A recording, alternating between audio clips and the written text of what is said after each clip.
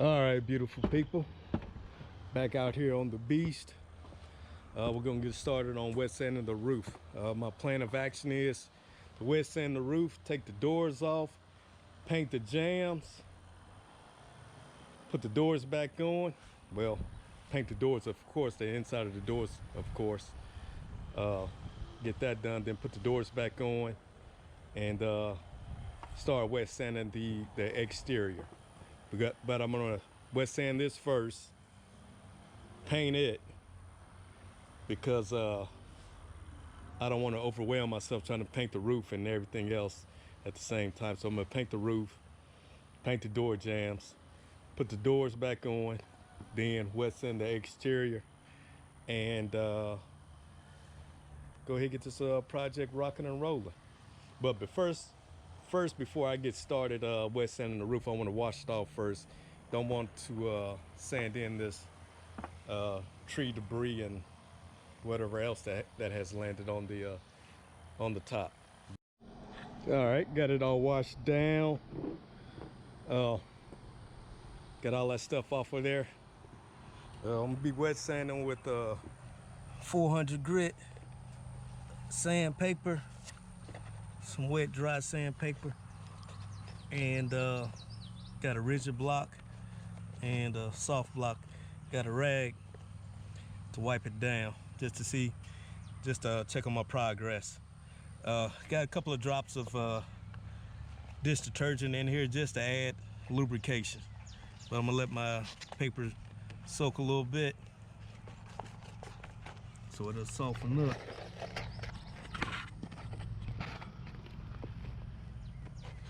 I'm gonna wrap it around. I'm gonna start with the soft block just because this area right here, it kind of slopes down a little bit, and that rigid block might mess up my progress. But reason why I choose wet sanding over dry sanding is just, I mean, simple. Dry sanding creates a lot of dust, and you have to. It's recommended that you put a mask on, and I really don't like wearing masks if I don't have to. So I'm gonna use the wet sanding method. Might be a little messy, but I'm okay with that. Both of them has their pros and cons. Some people prefer dry sanding, some prefer wet sanding. I'm one of the ones that prefer the wet sanding. I think, just in my opinion, I think it produces a smoother outcome.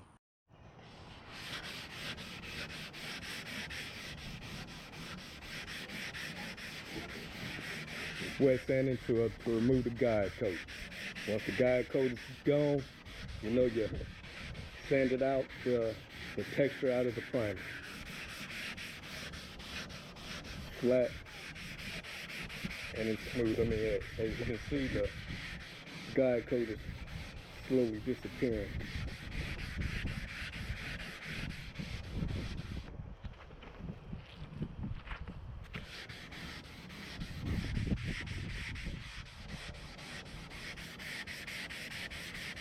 I'm going to use the rag to re-wet the surface.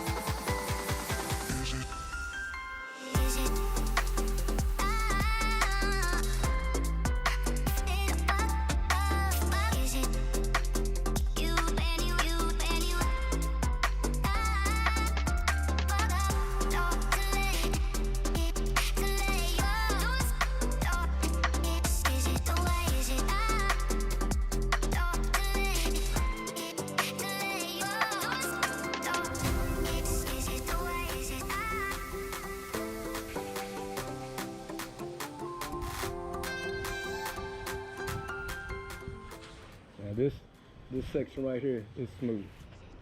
A quarter of the roof done for the most part. But you see how the guide coat is gone? Now that guide coat, it lands in the, basically it's a flat black spray paint, but that guide coat lands in the valleys of the primer. And once you sand the peaks down and flatten it out with the valleys, you got a smooth surface to lay your paint on. But that came out pretty good. Pretty good. Like I said, I got about a quarter of it done.